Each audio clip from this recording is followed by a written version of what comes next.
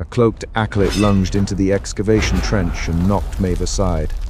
Soil sprayed across the analyst's boots as the bronze casing shattered. Suspicion tightened the analyst's jaw before the first name left his lips. "Ashar!" He shouted, and the shout cut through the night air like metal. He moved before he thought. Boots in mud, sleeves wet with seawater and grit, fingers closing on the fractured edge of a black surface half buried in clay. Suspicion had driven him to follow archaeological reports without permission. Now it pushed him into the dark scramble as other figures converged on the trench. He had come to the coast to verify a routine find. That routine had been interrupted by the theft. The analyst's study sat miles inland, full of notebooks and brittle maps. Tonight it felt useless. Maeve groaned at the trench lip, clutching splintered wood from the casing. Ashar slipped between the half, dug ribs of the site and vanished toward the scrub. The analyst dropped his trowel and ran after a shape whose cloak left a smear of black against the moonlit sand. They ran on a thin track above the cliffs, voices colliding. "Stop!" Lewis shouted, and his voice landed on the wind with precise urgency. Lewis left. Maeve called, blood on her palm where the casing had cut her. Lewis's flashlight smeared a narrow cone. The analyst's hand brushed the cold metal pendant at his throat without looking. Suspicion was not an abstract word for him. It was a pattern of tiny decisions. When to follow, when to call the authorities, whom to trust with an object that could change a map. The chase ended at a scrub of standing stones where someone had chalked angles on the ground. Two hooded figures blocked the path. One held a lantern. The other reached for something at his belt. "You have no right," the analyst said, and the words came as proof he could still speak. "You shoved an archaeologist," Maeve added, raising her hand to show the cut. "We have inheritance," one hooded man said. His voice was low, and he kept his hood pulled tight. "The cube is not archaeological debris. It is altar. We hold duty." "Leave it." He stepped so the lantern light fell across a chalked sigil and showed segments of incised geometry on the shard they had carried in an elbowed satchel. Lewis moved before the analyst could argue. He shoved the hooded man, quick and controlled, and the lantern swung. "Lewis!"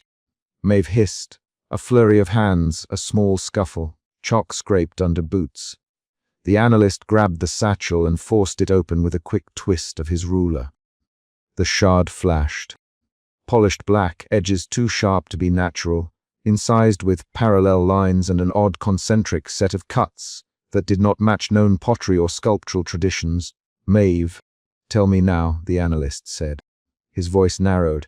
The suspicion in his chest shifted into a cold demand that sounded like accusation. Maeve's jaw tightened. "I trained with them once," she said. The sentence landed heavier than any stone I left. I thought it was dead, her fingers curled around a ragged pack. She avoided the analyst's eyes. The confession changed the tenor at once. Suspicion moved toward betrayal. "You withheld this, Lewis." He stepped back as if burned. "Maeve, you said you were only consulting." Maeve's hand went to the pendant at her throat, and then stilled. "I thought I could keep it from anyone. I thought."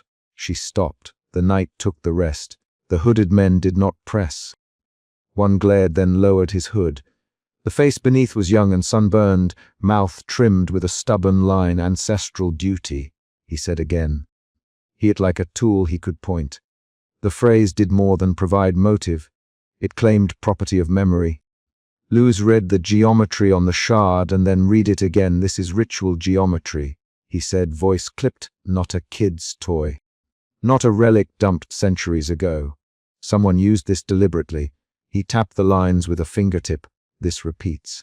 I saw something like this under a ziggurat dig. I put it down as coincidence. It's not." His breathing shortened, from suspicion into alarm. A low engine noise carried across the cliff top.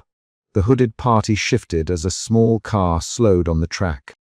A man stepped out in a dark suit that had seen better nights. He held a lamplight and a paper badge that read nothing but an inked sigil. "Cade." Maeve under her breath. The name circled the group like a dangerous animal. Cade's smile did not reach his eyes. I represent a trust, he said. Voice cultured and precise. We can secure the shard. We can moderate what happens. Let the professionals, he did not finish. Two men behind him moved with a calm that announced readiness rather than threat. We are the professionals, the analyst replied. He kept his hand on the satchel. We catalog and publish. We prevent harm. Cade took a step and then another, until the lamplight pooled over the shard. He offered the analyst a palm, a controlled right, he said, under supervision, for study. For preservation, the offer bent the group like a wind. Choices unfolded. Maeve's face flickered between guilt and resolve.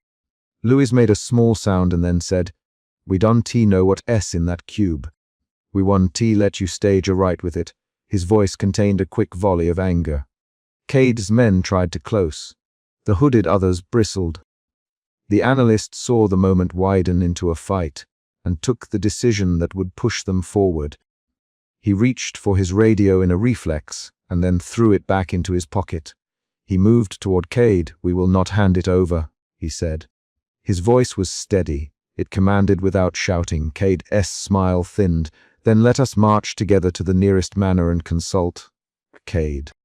He straightened his shoulders. We can protect the site overnight. Maeve stared at Cade, then at the analyst. They can get violent, she said.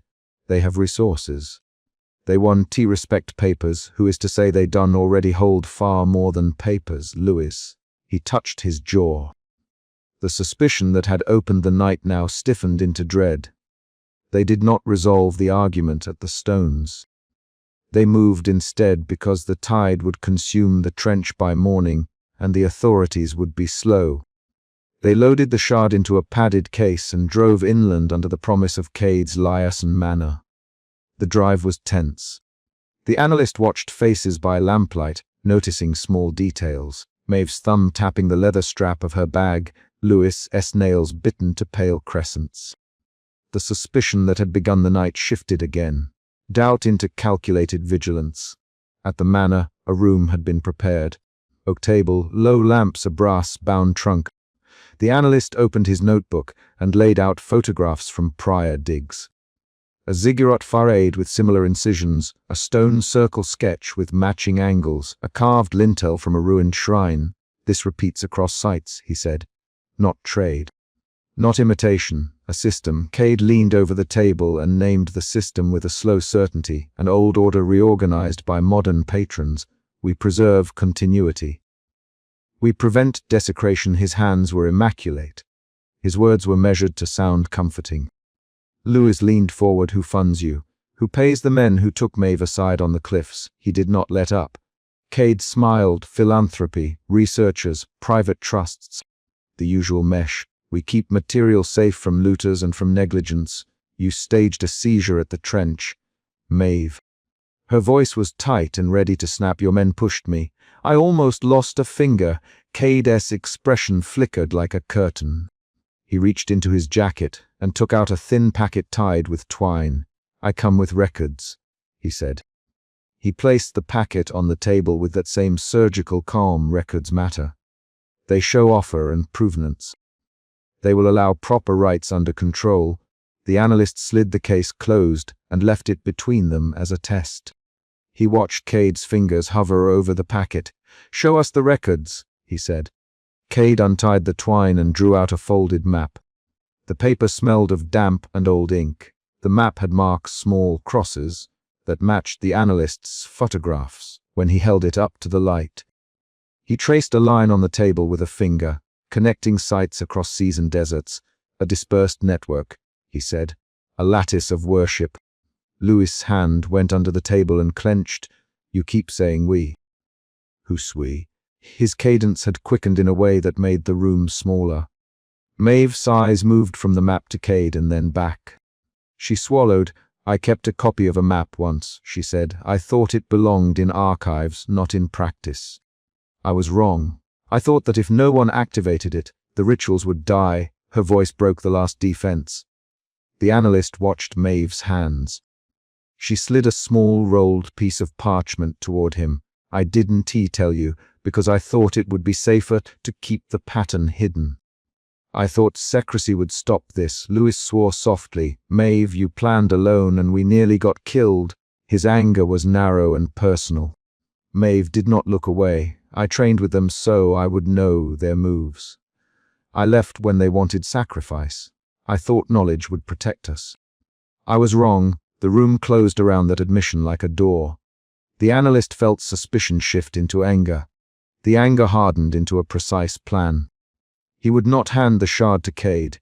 He would not let Maeve's past be used to dismiss her warning. He spoke, and his voice cut the room. We will document. We will not perform a rite. We will trace each cross on this map. Cade's eyes narrowed. You will put yourself in danger by moving those points. Then we accept the danger, the analyst said. He folded his hands on the table and allowed himself a short pause to gather the group's attention. We travel in pairs. We avoid public papers. We catalogue findings with an eye to preserving life. Louis barked a laugh that was half relief, half scorn. You talk like a librarian issuing a mandate. Maeve reached for a cup and held the rim until her fingers whitened. I will go where you need me to go, she said. I will show you what I can. But I will not lead a rite. Good, Cade softly. He put the packet back into his jacket and smiled as if the conversation were over. Then let us begin with the one you have. A controlled study overnight. They argued until midnight, and then walked to a subterranean room beneath the manor that Cade insisted was a conserved archive. The room had a low ceiling and a long table. Candles had been placed in a ring on a stone plinth. The analyst noted the geometry of their arrangement and the way the wax had dripped into precise star-like forms. He catalogued that detail not as fancy but as evidence.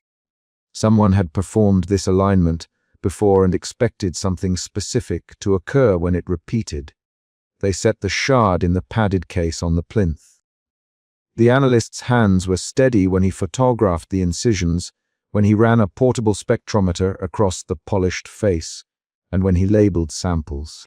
The samples told a story that forced the next shift in feeling, from anger to dread.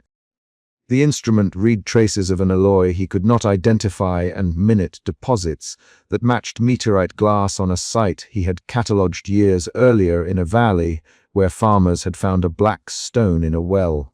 This metal doesn't belong to this region, Lewis quietly. He held the spectrometer out to the analyst like a child showing a prize. It matches the sample from the ziggurat. It matches the lintel carving. It's as if someone distributed the material in specific locations. They argued again about who to call. The analyst insisted on no police. The police would seize evidence and bury the context. He believed the artifact needed careful witnessing, not confiscation. Cade, they would be allowed a controlled rite under supervision, and he meant it as a solution. Maeve's face closed. She had left once to avoid exactly that possibility. Louis paced once and then struck the table. Enough. We either follow protocol or we done tea. If we act to stop harm. He pointed at the shard. If a rite is performed here, someone could get killed. Cade's men chuckled softly. No one dies under our watch, one of them said. The laugh did not reach his eyes. The analyst swallowed. He knew how rites could turn. Small missteps, wrong words, an overconfident leader. He felt again that shift, suspicion into dread, and then into decisive focus. He had to choose between documenting an activation and physically stopping it if it became dangerous. He set a tiny recorder on the table and clicked it on without comment. The group did not sleep. They measured and marked angles on paper, compared Maeve's map with Cade's, and debated the artifact's provenance until the candles guttered. At 3 in the morning, a soft scrape sounded from the corridor. The analyst froze and listened. Steps shuffled, then a muffled cough. Cade's men tensed and moved toward the door. Ashar had returned, not alone. He stepped into the candlelight with a small box in his hands and a face that was torn between triumph and fear. I kept one piece, he said. Addressing no one in particular, I thought they need it. I thought they protect it. Maeve's fingers found the pendant at her throat and then tightened. Ashar, she said. Her voice was small. You were there. You broke the casing. Ashar's eyes were wide. I had to get it. I had to know what the inside looked like. They were going to bury it. I couldn't let them do that. Louis went to the boy and took the box from his hands in a motion that was not gentle. The lid popped open with a small sigh, and a glint of black caught the candlelight. A fragment no larger than a thumb sat in an oilcloth. The analyst's hand hovered over it, as if he could arrest the air. We cannot keep fragments separate. Cade calmly. Rights need the whole to work. Rights 1T happen. Louis snapped. He had more than anger now. He had fear lined with certainty. He stepped back from Ashar and the fragment. We will not assemble anything until we have full context. We'll go to the lab at dawn. Ashar's shoulders collapsed minutely. They will come for me, he said. The boy's voice broke. I thought they would honor me for finding it. I didn't think they would try to take it by force. Maeve closed her eyes for a second, and then fixed the analyst with a look. He lied to us to cover them, she said. He works for them. He has split the revelation, rearranged the room again. Suspicion tanged into betrayal and then into a plan to extract truth. The analyst stepped forward and spoke softly to Ashar. Why did you smash the casing? Tell me exactly what you saw inside the trench. Ashar blinked and spoke in short bursts. There was black glass. It fit together like a cube. Someone had wrapped the top in cloth. It hummed when I touched it. I heard a man whisper a name. I ran. I couldn't take the whole thing. What name? The analyst asked. Ashar looked down. Saturn. The syllable landed like a stone. The word mapped the motif they had been tracing for months without naming it. Cade's face tightened, but he said nothing. Maeve swallowed and breathed out. The name caused her body to remember precise movements she had thought buried. They decided to move the shard in the pre-dawn grey to the analyst's private archive rather than to Cade's lab. The drive back was a tight knot of secrecy. They wrapped the shard, locked it in a crate, and kept watch. The analyst kept his hands in his pockets to stop them from fidgeting. When they arrived at the archive, Maeve helped him unload. She moved with deliberate economy, each motion a correction for earlier mistakes. At dawn, the analyst photographed scorched wax patterns from the manorous plinth, compared them to the incisions on the shard and to Maeve's map, and recorded notes. They catalogued metal filings and small fragments. Maeve's injury required a bandage he applied with a steady hand. Louis sat opposite and read passages aloud from a ledger Cade had left behind. The ledger used precise legal language to explain how sites were protected for a trust. The words had a bureaucratic banality that made the group's blood run cold. They salvaged partially corrupted audio from the recorder and discovered a clip chant beneath Cade's men talking in the corridor. The chant repeated a set of syllables that matched the geometry's rhythm. The analyst played it 3 times and then stopped the machine. This is activation language, he said. He did not need to name the consequence. The room knew it. Maeve's eyes filled with a particular hard clarity. She folded a small paper map and slid it across the table to the analyst. I kept a copy because I feared they'd use the sites. Now someone tried to activate the cube. I owe you this. Louis leaned back and let his head fall against the chair. Ashar vanished again at the manor, he said. I checked the cameras. He slipped out the servants' entrance while we argued. The analyst felt an immediate shift, from documentation to pursuit. He closed his notebook with a soft slap. We will trace him, he said. We will follow the marks on the map where he could go. We will not call Cade. We will collect what evidence we can and then move on those crosses he circled. Maeve touched his arm. Her hand was steady. Be careful with what you publish, she said. Some names must remain off record if we want people's lives kept safe. He nodded and packed a small crate with photographs, the shard in its foam casing, and Maeve's folded map. He sealed the crate, wrote a neat inventory, and taped the ledger pages together so they could be read only under proper light. The analyst put the crate on a handcart and rolled it to the archive door. He paused and looked at Louis. Find contacts who will meet us off-grid, he said. Tell no police. Tell no institutions that will hand this to Cade's trust. Louis nodded, then checked his phone and found a missed message from an unknown number. A single line of coordinates and the time of a small landing at the old airstrip. The analyst's face was expressionless when he read it, but his fingers tightened around the cart's handle. The suspicion that had begun the night resolved into a concrete plan. They carried the crate out into the pale morning. A gull called as the analyst locked the archive and slid the key into his pocket. He looked once at the crate's stamped label and then at Maeve and Luce. We start with the map's nearest cross, he said. We will follow the lattice until we can prove whether this is a symbol routing power or a coincidence. Maeve moved to the crate and laid her hand over the shard's case. If a Shah is in danger, she said, we will find him.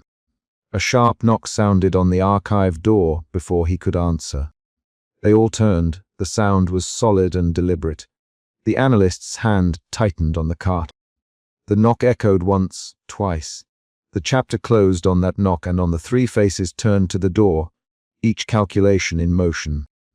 Whether to open, whether to run, whether to trust. He ripped the bronze casing from its wooden cradle and held the empty recess under the lantern, jaw tightening as suspicion settled across his face. The shard was gone. Only a smear of black dust cut toward the tent flap, like a footprint. Maeve, the occult analyst, voice low and urgent. And he shoved the canvas aside with one precise hand to reveal boot prints leading to the dark. Suspicion drove his movements. He barked commands before he could form questions, and the camp moved on reflex. Within 5 sentences the problem was visible. An artifact meant for careful study had been removed, and the theft threatened the excavation's safety and the integrity of a pattern they had only begun to map. The analyst checked the bronze rim with gloved fingers and found a hairline score where metal had been wedged. He thought of the night the cloaked acolyte lunged into the trench and knocked Maeve aside. That memory tightened his jaw and moved his feet. "A Shah!" he had shouted then, and the name stuck like a splinter. He set the casing down, closed the tent briefly to keep out the wind, and ordered the camp secured. The first minutes established his role. Careful, methodical, focused on the artifact and the stakes it represented. He was mid-40s, lean and precise in movement. The lantern light caught thin grey streaks in his hair and the bronze pendant at his throat. Maeve moved beside him, sleeves rolled, fingers stained with soil. Jonas, the foreman, lingered at the tent's threshold with a shovel in hand and a look that mixed irritation and fear. They were not strangers to tension. The excavation had already frayed nerves. The theft converted tension into immediate decisions. Lock the tents. The analyst, no one leaves the perimeter without my say. His fingers steepled briefly on the canvas as he gave orders. Jonas snapped at 2 workers, search the path, check the ridge. Now, Maeve crouched and brushed the black dust with the edge of a gloved fingertip, bringing it onto a glass slide. The smear matched ritual residues they had catalogued. Incense ash with metallic filings. The pattern on the slide deepened the problem from theft to ritual theft. Tension shifted the team's mood from alarm to accusation. Voices rose in the camp courtyard where lanterns flickered against stacked crates. A worker said, "I saw a figure by the south gate, cloak like that acolyte S," another countered. Noah Shah was with the shrine group this morning. Accusation and fracture grew in short lines. Jonas barked, "Stop shouting." "Maeve, bring those slides." "Analyst, tell me what to look for." The analyst moved to the crude table in the center, laid out samples, and traced the residue with a slim metal ruler. Maeve's hands trembled as she passed him a burned flake. The analyst kept his voice tight. "This residue belongs to a groove pattern. It connects to the shard. Whoever took it knows how the geometry fits." He did not say why. He showed it. He drew a small diagram in his worn leather notebook, angle lines neat and angular. Jonas leaned over and frowned, "So it wasn't a simple theft?" he asked. The analyst nodded, "No. This is ritual geometry. They want a placement that completes a structure. The word placement landed in the circle of faces and made them shorter with thought. Accusation crystallized around Ashar. Some workers pointed to the ridge where the ruined shrine rose. Others muttered that cultists had been seen in the valley. The analyst caught sight of Maeve's tension and felt his suspicion tighten into distrust. He watched how Jonas' jaw set and how the foreman straightened as if preparing to enforce order. Jonas, the analyst. Organize a search party along the ridge and below the stone line. Keep 2 men with you. No one confronts strangers alone, Jonas grunted and selected men without comment. They followed the trail at pre-dawn light. The air bit at faces and their boots scuffed hardened earth. The smear of black dust led away from the camp like a dark seam across the ground. Each step narrowed options and raised stakes. At the ruined shrine on the windswept ridge the first clues appeared. Charcoal scorches in a circular arrangement, partial sigil geometry traced with white chalk, and 3 small crescent hollows cut into stone. Maeve pointed and said, "The scorch marks repeat the angles from the diagram." The analyst bent and ran a fingertip across a groove. The stone felt cool, but rings of heat salted the grain. A new emotion took hold. Doubt shifted to urgent clarity as the evidence aligned. The analyst called it out. They began a geometry here. The shard was a moving element. Maeve's mouth pressed thin. Why would they take a single shard? She asked. The analyst tightened his lips and did not answer with theory. He described the missing recess and the way the partial sigil curved. The description changed their approach from searching for a thief to preventing a ritual. He ordered positions. Scouts along the ridge, 1 to watch the valley, 2 to guard the shrine approach. Asher arrived at the shrine with breath ragged and 1 hand pressed to his chest. He wore a dark cloak and his face carried the ash, smudged look of someone who had been near smoke. I took it to keep it safe. His voice was quick, defensive. The analyst noted the evasive urgency in Ashar's posture. Shoulders angled away, eyes flicking to Maeve, and then to the stone hollows. Why not tell us? Maeve demanded. Why remove it from cataloguing?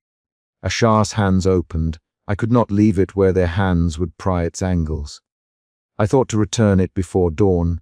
His words introduced a new complication. Divided loyalties. Jonas arrived, breath cutting through the cold, and his arrival shifted the dynamic toward confrontation. He crossed the clearing with the hard stride of someone used to command. Ashar, he said. You left the site unsecured. You put people at risk. Ashar's reply was sharp. Jonas, you do not understand. Jonas interrupted. I understand orders. You broke them. The exchange tightened. The analyst put a steadying hand on Ashar's shoulder to hold the moment from spiraling into violence. He had to contain the campus fracture. A low chant began at the shrine edge, not loud but precise. Figures in cloaks moved from shadow like a slow tide and encircled them. Their faces were obscured. Hands held incense burners and thin knives sheathed at their hips. The ring of acolytes cut off escape routes. Jonas, not of authority, frayed. He looked at the analyst, who stepped forward to negotiate. We only want the shard returned and an explanation. The analyst. He kept sentences short and commands clear to prevent panic. An acolyte's voice rasped. It belongs where the geometry completes. The reply contained no argument, only certainty. The standoff escalated in countable measures. Acolytes moved into a denser ring and arranged small stones into a central groove. Ashar's eyes darted to the carved recess in the inner sanctum. The analyst smelled incense and copper and felt the hair rise along his forearms. Step away from the groove, Ashar hesitated. And then a figure inside the circle pressed a shard of glass into the stone seam and began the incantatory motions that matched the partial sigil.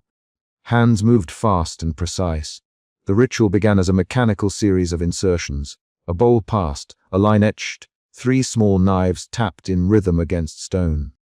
The analyst lunged forward to stop them. His hand struck the first acolyte's arm and a struggle unfolded. Maeve grabbed at Ashar and tried to wrench him away while Jonas shouted for an end to it. Voices overlapped into a short, frantic burst of orders and pleas. That moment contained the chapter's climax. The acolytes forced the hidden shard into a carved recess, and the groove emitted a cold geometric resonance that tore through the air like a high, metallic ringing. The sound cut into faces, made eyes narrow and teeth clench. The analyst felt the resonance in his teeth and in the thin scar along his brow. He grasped for the shard as the acolytes tightened their hands. A tug of bodies became a tug of fate.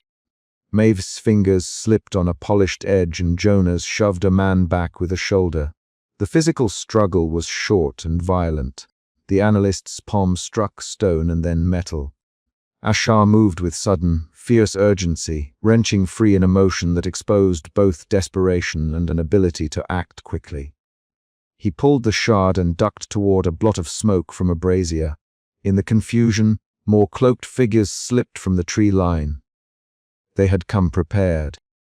The ritual accelerated. A hollow filled with a quick flare of light, and the sound multiplied into layered harmonics. The acolytes vanished through a churn of dust and an engineered smoke screen. Ashar was gone. The analyst lay on his knees by the carved recess, chest heaving, hands raw from grabbing for the shard. Maeve sat back on her heels and whispered. They moved like they'd de-rehearsed it. Jonas stared at the scorched stone and then at the fragment in the analyst's hand. The shard had a jagged edge and bore an etched line that matched the groove pattern. The theft ended not with a simple loss, but with a revealed mechanism. They retreated to the sanctum doorway, and the shrine approach smelled of old incense and singed wool. The analyst wrapped the shard in linen and held it like evidence. He did not let his voice go soft. He catalogued what they had lost and what remained. We recovered a scorched fragment. They kept the central piece. They staged the ritual to pull focus. Maeve, Ashar ran with it. Jonas' face hardened. He ran like one of them. The accusation hung between them. Back in the field lab, the analyst set the scorched residue and partial sigil beneath a micro lens and adjusted focus. Jonas hovered at the edge of the tent and watched with a foreman's impatience. The analyst traced the arc of the partial sigil with the slim ruler and measured angles against the notebook's diagram. The residue, when subjected to a faint heat, curled in a way that matched ceremonial alloys used to pin geometric stress points. The analyst's hands worked methodically. His voice described the test results, and he did not indulge speculation. A new revelation emerged. The shard completed a larger black cube geometry tied to Saturn iconography. He circled the notation in the notebook and underlined it twice. Maeve read aloud the parallels from a copied text. A square rotated within a cube, a central notch that acted as a resonator. Jonas' steady posture wavered. Saturn, he asked. The analyst, the symbol recurs in temples and storage vaults across sites connected by trade routes. These fragments are not ornaments. They are parts of a tuned geometry. He tapped the scorched fragment and then closed his fingers around his pendant. That discovery changed their stakes from theft to cosmic pattern. The analyst felt suspicion morph into a measured dread, an inward tightening that showed as controlled breathing and a fixed gaze. He wrote a formal entry in his notebook that recorded the sequence of events and the measurements. He insisted on cataloging soil samples and marking the camp perimeter with fresh stakes. Jonas walked away to speak to his men, and Maeve stayed to help with residue analysis. Jonas returned and stood with a closed expression. He offered that he had found a fresh mark on his foreman's palm earlier that afternoon, when men were arguing near supplies. The mark was a crude cube carved into the skin, not deep but deliberate. He held his hand out, and the analyst saw the raised scar shaped like a small cube. The sight shifted understanding. Betrayal had moved into the circle of trust. The analyst recorded the evidence with a precise hand and folded the scorched fragment into a lined envelope. Jonas, where did that mark come from? Jonas rubbed the scar with a thumb as if to convince himself it was accidental. I was clearing stones by the west stack, he said. One slipped. That's all. The analyst watched the motion and caught the sudden avoidance in Jonas' eyes. He indexed the interaction. A foreman who avoided candid answers, a palm with a geometric mark, and the shredded ritual scene at the shrine. The pattern read like organized placement, not random violence. They argued not long, but enough that voices cut into the lab's cramped space. You let the camp scatter, Jonas. You let a man take an artifact. I ordered the camp secured, the analyst replied. You saw the acolytes approach, and you did not move to intercept. The exchange ran 6 short lines, fast and tense. Maeve interjected with a clipped, data-driven tone. We must map the shard's missing angles and prepare a field test. If they completed that geometry somewhere else, we can predict a location. Jonas snapped back. And what then? March in and take it back. The analyst pinned him with a look and said, We will not march blindly. We will prepare. The conversation highlighted fractured trust and competing priorities. Late afternoon settled over the camp and a low sky turned grey behind the ridge. The analyst opened his leather notebook and recorded a sequence of coordinates and plausible routes the cultists might take. He referenced an earlier event, the cloaked acolyte's initial lunge in the excavation trench that had overturned Maeve days before. He described the timing of that flinch and how it had allowed the bronze casing to be exposed. The memory was concrete and anchored to action. Before they left the lab, the analyst noticed one final detail: tiny black particles clinging to Jonas' boot treads and the cube scar faint on his palm. He did not accuse then. He placed the observation in his notebook and set the fragment against a paper backing for transport. Maeve watched him and said nothing.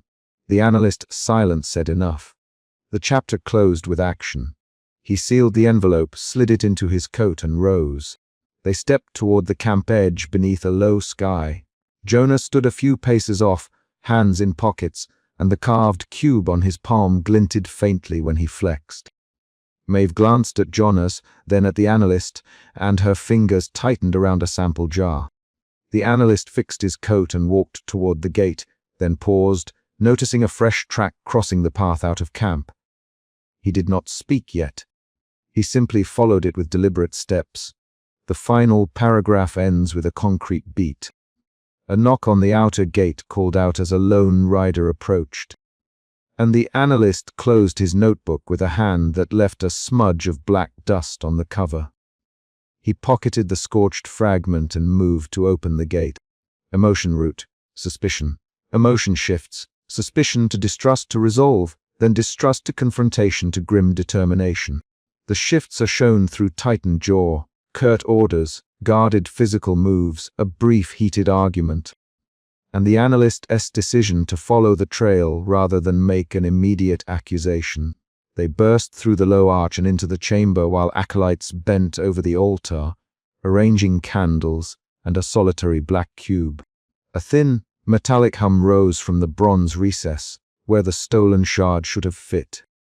Suspicion tightened the occult analyst's jaw, and he moved without hesitating toward the platform, hand on the slim metal ruler at his belt. The problem was immediate and concrete. The shard was missing from the bronze casing, and someone had used the empty socket to begin a ritual alignment.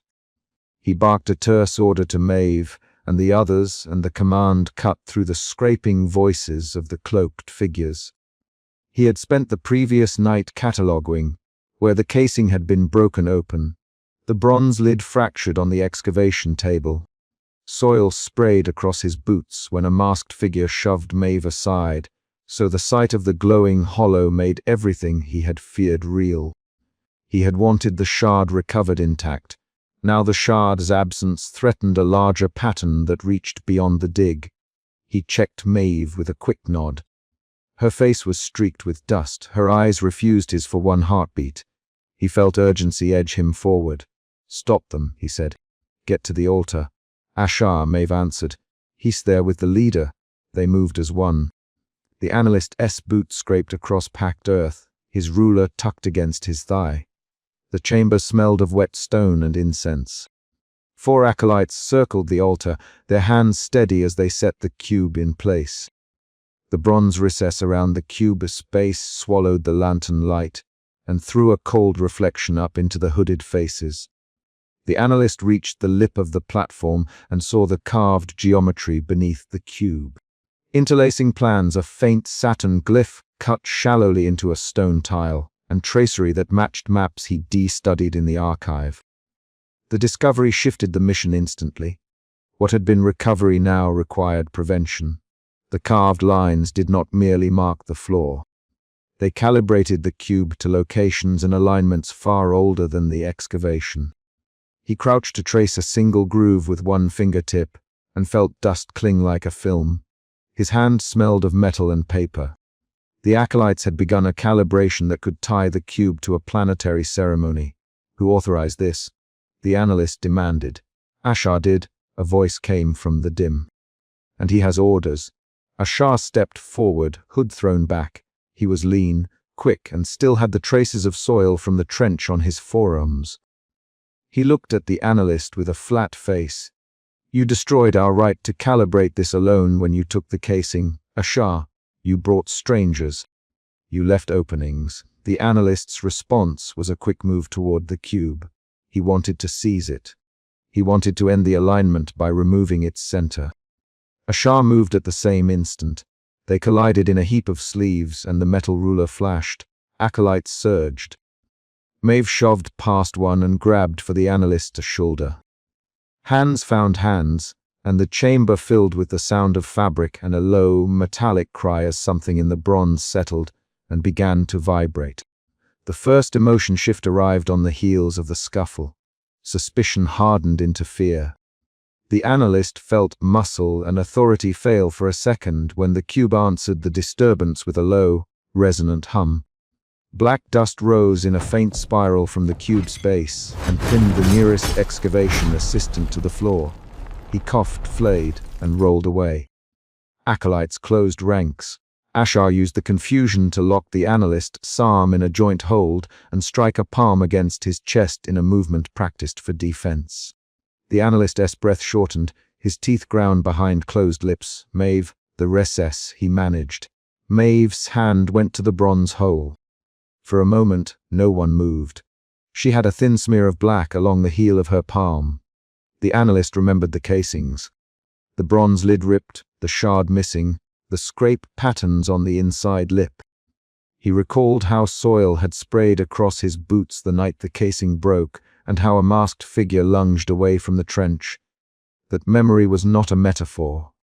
It was a concrete sequence of events that explained why the cube reacted now. We put the shard in here, Ashar snarled. No, Maeve, she faltered. We left it with the casing. Her voice failed into another sound she didn't finish. The analyst felt a new emotion form. Doubt that hardened into an accusation he could not ignore. He levered his arm free and shoved at Ashar. The two men staggered apart, the analyst's fingers brushed the engraved lines at the cube's base. The pattern glowed faintly, answering the touch. The glow made the carved lines look wet. They had to stop the alignment forming across the geometry. He glanced at his pendant, the antique bronze disc engraved with concentric circles, hanging like a promise beneath his tunic. He had used it as a measuring talisman before.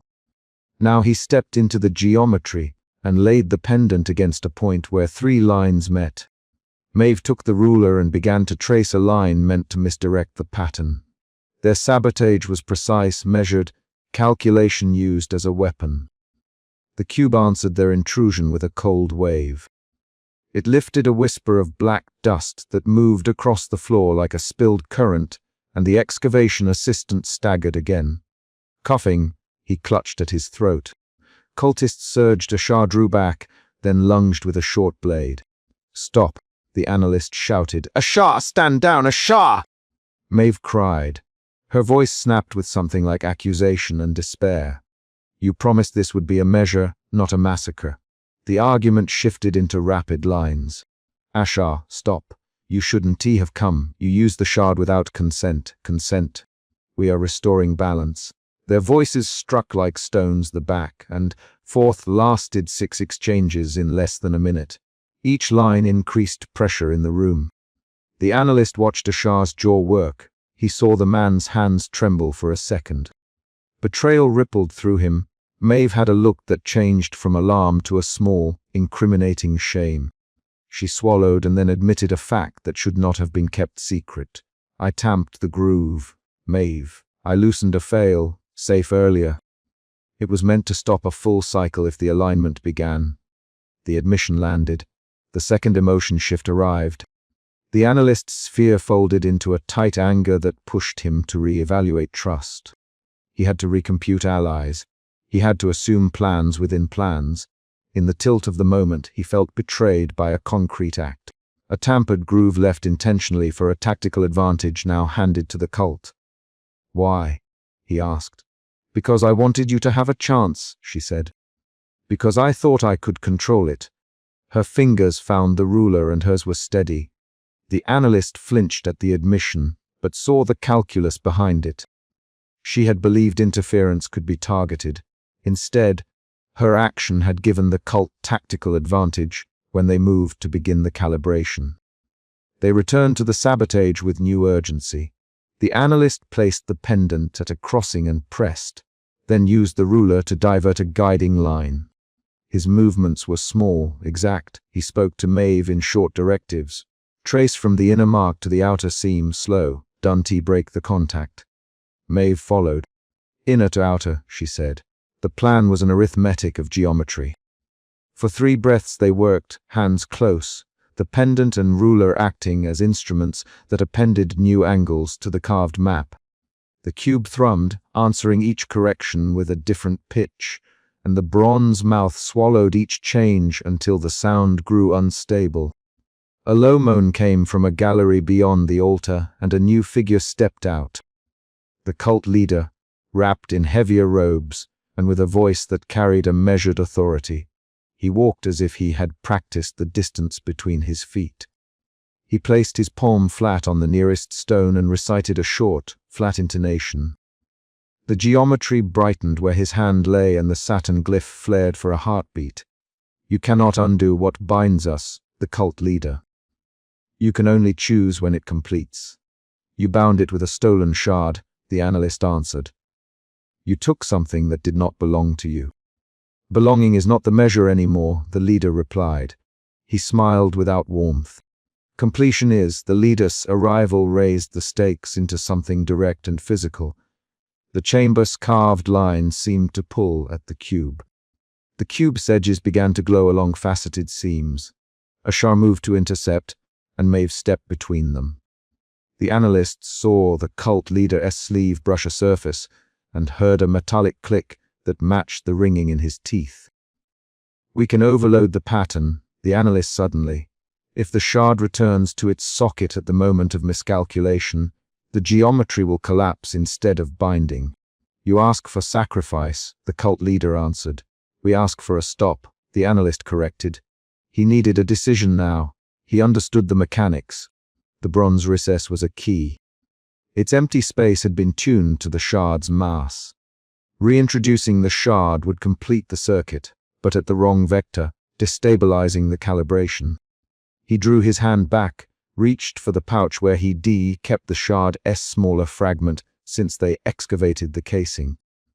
The memory of the bronze casing shattering and the night the masked figure shoved Maeve aside returned in precise detail. The sound of the lid striking wood, the way soil launched across his boots, Maeve's canvas flap whipping open. That memory spurred him to act. He could not let the cult complete the alignment. "Give it to me," the cult leader softly. "Never." Ashar stepped forward, and the 2 men closed, leather scraped on stone. The analyst felt a pressure at his sternum, the old ache of having to choose between measured tactics and direct confrontation. He pulled the shard from beneath his coat. The metal bit into his palm. "You will die if you put that in the cube, Maeve." "Not if it breaks the pattern." "There are other ways," she insisted. "Not with this cadence." "Not now." The argument shortened into choice. He saw Maeve's face up close. Dust streaked across her cheekbones, a cut at the temple, and a tremor in her lip that told him she feared the consequences of either decision. Her glance flicked to a Shah and then to the leader. The betrayal still hung between them. The analyst stepped onto the platform and placed the shard into the bronze recess. The metal slipped into the socket with a small final noise like a lock clicked. A bright pulse shot through the carved lines. The geometry answered with a single, terrible tone. He did not retreat. He grabbed the cube with both hands and shoved, forcing the shard deeper so that the pattern overloaded. The cube resisted, then pivoted in his grip. The cult leader struck at him with an extended arm and the point of contact grazed the analyst's shoulder. Pain flared. He tasted iron. Black dust leapt in a rush and a peeling wind of cold washed the chamber. There was a sound like stone tearing. The carved geometry fractured along the lines he'd just altered. A shockwave of powdered residue burst from the seams and slammed Maeve backward. She hit the altar's edge and gasped. Ashar closed his eyes and stumbled into a column, clutching something small to his chest. The cult leader roared and drew his dagger. He moved with a speed that betrayed no surprise at the collapse. The analyst shoved the cube free with his shoulder, and the stone beneath him buckled. For one breath the ritual completed its course, and then it failed. There were immediate consequences. The ceiling above the altar shed a rain of dust and small stones. The excavation assistant who had been knocked down rolled clear and started coughing. The chamber filled with the sound of people scrambling, the shouts of cultists, and the distinct, sharp breath of someone cleared too late. The analyst felt a grinding pain in his forearm where a shard of stone had cut him. He also felt a thin warmth along his palm where the planetary glyph had impressed itself, a sting like acid that left a faint mark. "Run!" Maeve cried. They fled as the shrine collapsed inward. The cultists did not pursue all at once. Some scattered, seeking to salvage objects. Others tried to cover their leader's retreat. Ashar vanished into a side gallery, and in the moment he slipped away, he clutched something unseen against his chest, a small, wrapped object that pulsed with faint heat. The analyst saw it and understood. Ashar had taken a fragment of something else, something they had not known he possessed. They tumbled out into the night air near the excavation tent, coughing and coughing until dawn light bleached the horizon. Stones rolled into the scrub. Maeve half carried the analyst away from the entrance. His legs trembled and his breath came in short, shallow pulls. He kept his hand pressed to his palm where the faint planetary glyph etched. At a safe distance, they halted. The analyst sat on a crate and inspected the scorched dust that still clung to his sleeve. He found a crumb of black residue and pinched it between thumb and forefinger. It ground to a fine tar, like powder. He touched the mark on his palm and found it not merely an abrasion but an imprint, a tiny planetary glyph, precise and forced into skin. He tasted metal and fear but could name them both. "You chose to put the shard back, Maeve." Her voice had a hard edge that was not wholly accusation. It was relief braided with guilt. "Yes," he said. "I chose to stop the alignment. You chose my life. You risked it when you tampered with the groove." Their exchange was short and sharp. Each sentence a measurable thing. The emotion shifted again, from betrayal and fury into exhausted clarity. The analyst felt the cost of action in his muscles and in his palms sting. He also felt a clarity he had not expected.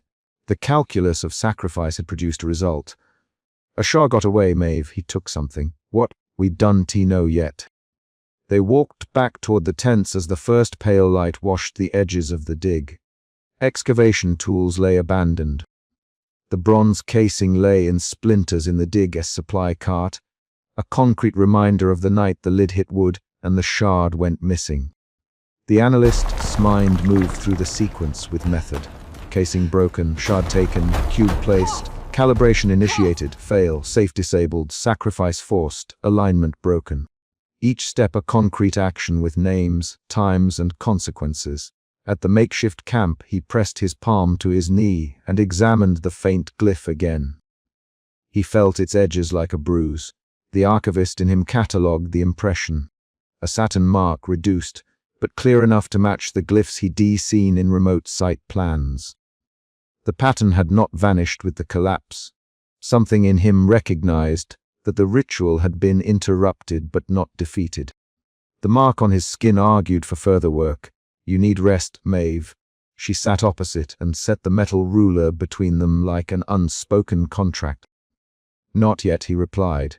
He had to know what Ashar had taken and why the cult had risked a calibration without full power. There were more alignments in the carved plan. The cube might be inert now. The pattern might be broken in this chamber. But the maps overlaid beneath the cube matched sites across continents. He had to follow the lines. They counted injuries and assigned small tasks. Maeve secured bandages. The excavation assistant coughed and refused to stop checking the cave mouth. The analyst catalogued the remaining artifacts. He noted the scorched residue in a field journal with the same calm cadence he used in lectures. His pen scratched against paper, practical and exact. He recorded times and names and the way the bronze had flared. Each entry was a concrete action, not rumination. Before dawn fully opened, the analyst stood and folded the journal shut. He touched the planetary glyph on his palm and felt the tiny depression. The impression would fade, but the knowledge of its presence would not. He looked at Maeve and said, "Ashar left with something we did not see." He clutched it when he vanished. "He want to stop," she said. "He may be gone for now." The pattern isn't the final twist arrived in a small, specific detail. The analyst noticed a set of smudged footprints at the shrine entrance that did not belong to the cultists' robes. They led to a side gallery and then stopped abruptly, pressed into the wall as if the person who made them had been lifted away.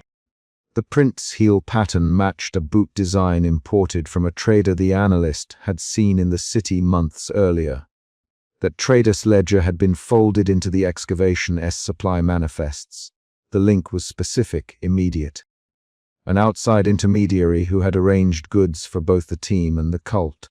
That realization changed the field of action. The shift was an emotional adjustment. Suspicion returned, now focused and concrete. The analyst's hands tightened on the ruler. He had his next decision. "We follow the footprints," he said. "We check the ledger, and if the trader is complicit, Maeve, then we find him. If he denies it, we have names. If he confesses, we stop others." They stowed the remaining artifacts and organized the camp.